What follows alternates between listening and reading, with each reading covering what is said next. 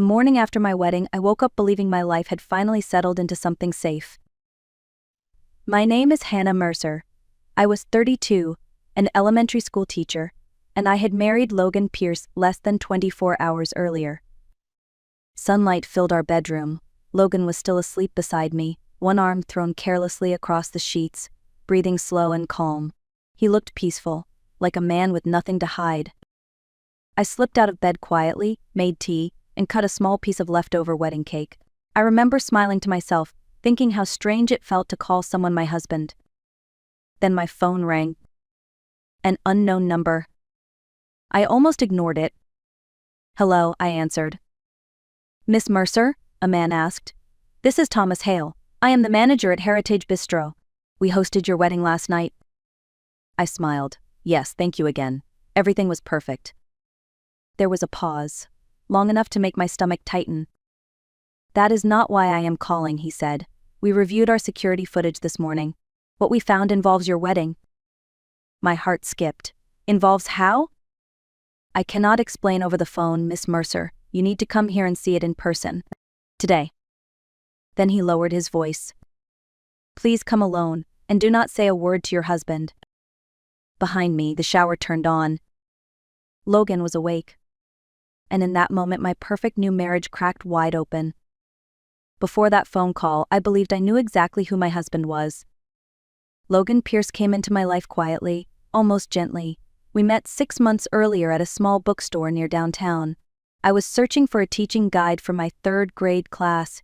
He was flipping through car magazines, grease still under his fingernails, wearing a shy smile that felt honest.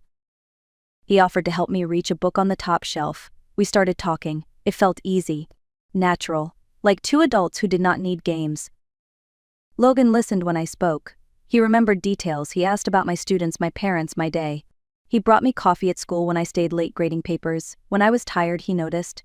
When I was stressed, he showed up. After years of being alone, that kind of attention felt like warmth after a long winter. He never rushed me physically, never pressured me. Instead, he talked about the future, about stability, about wanting something real.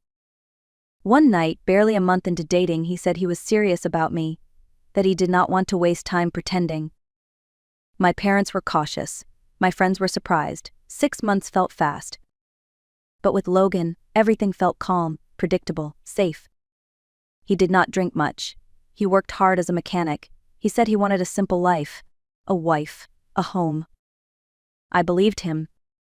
I believed that sometimes love really does arrive quietly, without drama. I believed that I had finally chosen right. And that belief made what came next unbearable. Our wedding night looked exactly the way people imagine happiness should look. We chose a small restaurant called Heritage Bistro because it felt warm and personal. No grand ballroom, no luxury decorations, just close friends, family, and soft lights glowing around a quiet courtyard. There were about 40 guests, my parents, Logan's parents, a few co-workers from my school, his friends from the auto shop, and my bridesmaids, including Vanessa Reed, a friend I had known since college. When my father walked me down the aisle, his hands trembled slightly. He whispered that I looked beautiful and that he was proud of me. I had to bite my lip to keep from crying. Then I saw Logan standing at the front, tall in his navy suit, eyes fixed on me as if I were the only person in the room. He smiled like a man deeply in love. The ceremony was simple. The vows were heartfelt. When he slid the ring onto my finger, he squeezed my hand and whispered that he would always protect me.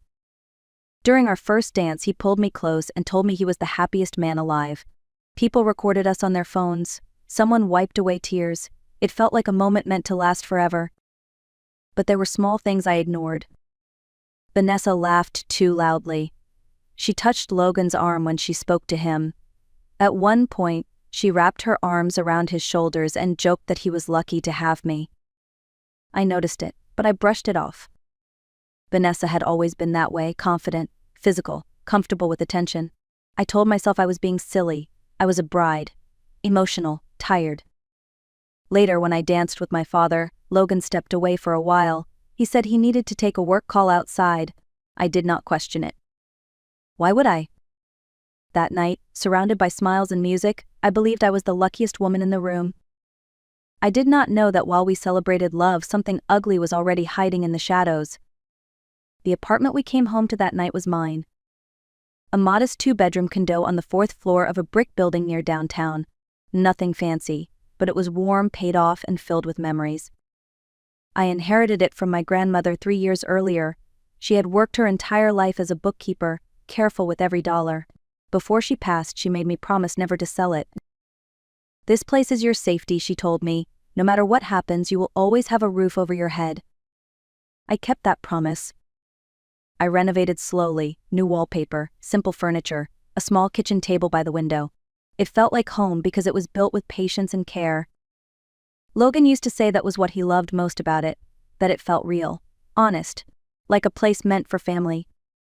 Before we married, he rented a tiny studio far from the city. He said it was temporary, that he was saving, that things would get better. So when we talked about living together, the decision felt practical. Why waste money on rent when we already had a place? I believed marriage meant sharing everything: trust, space, life. What I did not understand then was that I was not bringing love into the marriage.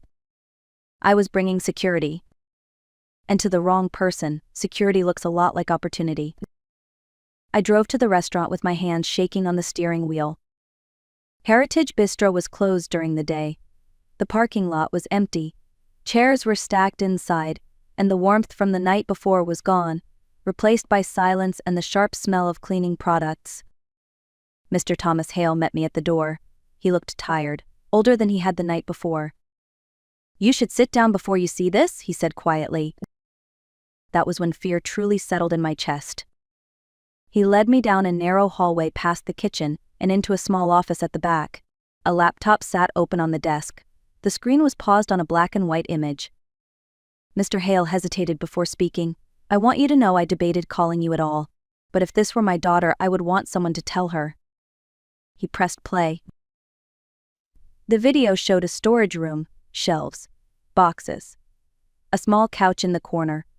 The timestamp read 9:43 p.m. My mind raced. That was when I had been dancing with my father. The door opened. Vanessa walked in first, tight dress, confident steps. She glanced behind her before stepping fully inside. Then Logan followed. My Logan. He closed the door behind him. I felt my breath leave my body as if someone had punched me. Vanessa said something I could not hear yet. She placed her hands on his chest. He wrapped his arms around her waist. They kissed. Not a mistake, not a brief slip. A long, deliberate kiss, the kind shared by people who had done this before. My ears rang, my vision blurred. I wanted to look away, but I could not. They sat on the couch. She handed him a cigarette. They laughed, relaxed, comfortable. Like this was normal. Like I did not exist. I whispered that this had to be a misunderstanding, that there must be an explanation. Mr. Hale said nothing. Then he reached for the volume control. "I am going to turn the sound on now," he said gently. And that was when my marriage truly ended. When the sound came on, there was no room left for denial. At first, their voices were low, almost casual, like two people unwinding after a long day. Vanessa laughed and said she thought she was going to lose it watching him dance with me all night. She said pretending to be my friend made her sick. Logan chuckled. He told her to relax, that everything was going exactly as planned. Planned. That word echoed in my head. Vanessa asked how much longer they had to keep up the act, when he was finally going to divorce me. Logan answered calmly, like he was explaining a simple schedule. He said first I would sign the condo over to him, that he had already started planting the idea, joint ownership, equality in marriage, words he knew I believed in. He laughed and called me trusting, said I would walk into the county office myself within weeks. My hands clenched so hard my nails dug into my palms. Vanessa asked what would happen after the divorce. Logan said the condo would stay his, that they would sell it, buy something better, live off the rest. Then he said the sentence that broke something deep inside me. He said marrying a teacher was easy, that I was lonely, predictable, grateful for attention. He said I was boring. They laughed together. They talked about children like an inconvenience, about my life like it was a problem to be solved. I realized then that none of it was real, not the bookstore meeting, not the late-night talks, not the vows. I was never his wife. I was his plan. When the video ended, the room was silent. I sat there staring at the screen, feeling something shift inside me. The tears stopped.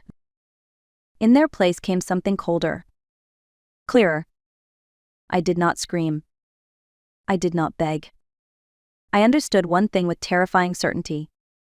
They thought I was weak. And they were wrong. I left the restaurant without knowing how my body was still moving. The flash drive felt heavy in my pocket, like it carried more than just a video. It carried the truth, and the truth burned. I did not go home. I drove to my parents' apartment instead, the place where I had grown up, the place that had always been safe. My mother opened the door and knew something was wrong before I said a word. My father stood up the moment he saw my face. When I showed them the recording, my mother cried. My father went silent. His hands shook with anger. He said he wanted to confront Logan immediately, to drag him out and make him pay. I stopped him. If I faced Logan now, I knew what would happen. He would lie. He would cry. He would apologize and promise to change. Men like him always have words ready. And for a brief moment I might doubt myself. I would not give him that chance. That night, sitting at my parents' kitchen table, something inside me settled. The pain was still there, but it was no longer in control. I realized I did not want a private apology. I wanted the truth in the open. I wanted Logan and Vanessa to feel what I had felt, exposed, powerless, seen for who they truly were. That was when the plan formed. Quietly, carefully. I was done being the woman people underestimated. And this time I would not stay silent. The plan was simple. That was what made it work. People sometimes host a second celebration after a wedding. A casual night. A chance for everyone to relax. No one would find it strange. I told Logan I wanted to thank everyone properly, that the wedding night had gone by too fast, that I wanted one more evening with the people we loved. He did not hesitate. Of course, he said, you are always thoughtful like that. Those words almost made me laugh. I contacted the restaurant again. Mr. Hale agreed to help without asking questions. He already knew the truth. We booked the same room, the same tables, a light buffet, drinks, nothing excessive, just enough to gather everyone in one place. Then I started calling the guests.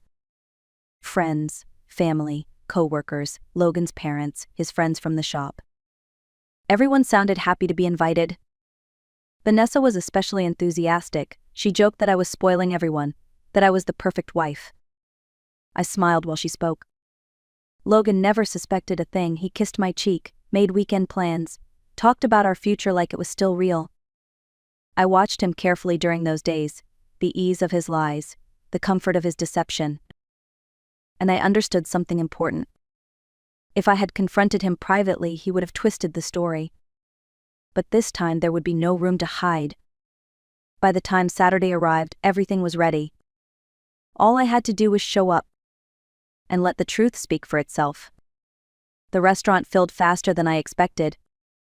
By 7 o'clock, every table was occupied. Laughter floated through the room. Glasses clinked. People congratulated us again, smiling as if nothing in the world was wrong. Logan sat at the center table, relaxed and confident, telling stories from the auto shop. Vanessa arrived late, dressed to be noticed, and slipped into a chair beside him like she belonged there. I watched them from across the room, my heart steady in a way that surprised me. When everyone had eaten and settled in, I walked to the front of the room. The screen stood behind me, blank and innocent. I thanked everyone for coming. I said how grateful I was for their support and love. Logan smiled at me, proud. Then I said I wanted to share a short video from our wedding night, something the restaurant staff had found while reviewing footage. I nodded toward the manager. The screen lit up. At first, people leaned forward with interest. Then the storage room appeared. Vanessa walked in. Logan followed. The kiss happened. A sharp gasp rippled through the room. Someone dropped a fork. Logan stood up so fast his chair scraped loudly against the floor. "What is this?" he shouted. "Turn it off." No one moved. The sound came on. Vanessa's voice filled the room, complaining about pretending, about watching him dance with me. Logan's voice followed, calm, calculated, explaining the plan. Faces changed as the words sank in. Shock turned to disbelief. Disbelief turned to anger. Logan's mother covered her mouth. His father stared at the screen like he did not recognize his own son. Vanessa tried to stand, but no one looked at her with sympathy. The room was silent except for the truth. And it was loud enough to destroy everything. When the video ended, no one spoke. The screen went dark, but the damage was already done. Logan stood frozen, his face drained of color. He opened his mouth, but no sound came out. I stepped forward and removed the ring from my finger. I placed it on the table in front of him. "This marriage is over," I said calmly. "I am filing for divorce on Monday." He reached for my hand, panic finally breaking through his mask. "Hannah, wait, I can explain." I pulled away. You planned to steal my home, you lied to my face, you humiliated me behind my back. There is nothing left to explain." I turned to Vanessa. "You were my friend, you stood beside me at my wedding, and you laughed while you planned to destroy my life?" She looked around the room, desperate, but no one defended her. Logan's father stepped forward and told him to leave, to pack his things and get out of my home that night. Logan did not argue. He could not. As he walked toward the door, people moved aside as if he carried something poisonous. I watched him go and felt something unexpected. Relief. Not loud, not dramatic. Just clean and final. For the first time in days I could breathe. Logan was gone before midnight. When I returned to the condo with my parents, his shoes were missing. His clothes were gone from the closet. The bathroom shelf was empty. It felt strange how quickly someone could erase himself from a life he had claimed to want forever. The next few days passed in a blur. I stayed with my parents for a while. They did not ask many questions. They did not push advice. They simply stayed close. On Monday morning, I went to work. My students ran toward me like they always did, eager to show me drawings and spelling tests. Their voices filled the classroom, grounding me in something real and honest. Life did not stop because my marriage had ended. Logan did not fight the divorce. He signed the papers without a word. The condo remained mine, just as it had always been. Friends checked in. Some apologized for not seeing the signs. Others simply listened. At night, the apartment was quiet, too quiet at first. But slowly, the silence stopped feeling lonely. It began to feel peaceful. I realized something important during those weeks. The hardest part was not losing a husband. It was losing the illusion I had trusted. And once that illusion was gone, everything else became lighter. Time did not erase what happened, but it changed how it lived inside me. I learned that kindness without boundaries invites the wrong people. I learned that being calm does not mean being weak, and I learned that silence is only powerful when it is chosen. For a long time I believed strength had to be loud, that standing up for yourself meant yelling or fighting back. I was wrong. Strength can be quiet, it can be patient, it can wait until the truth has nowhere left to hide. Logan thought my trust made me easy to use. Vanessa thought my kindness made me blind. What they did not understand was that I was watching, learning, deciding. I did not need revenge fueled by rage. I needed honesty placed in the open. That truth protected my home, my future, my sense of self. If you are listening to this and you feel underestimated or dismissed, remember this. Being underestimated gives you time. And time gives you power. Today I live alone again, and for the first time in a long while that feels right. My home is still mine. My life is quieter, more intentional, more honest. I am not bitter. I am not angry. I am simply awake. What happened to me did not break me. It clarified me. If this story reached you, maybe it is because you needed to hear it. Maybe you are questioning someone, or doubting yourself, or standing at the edge of a decision you are afraid to make.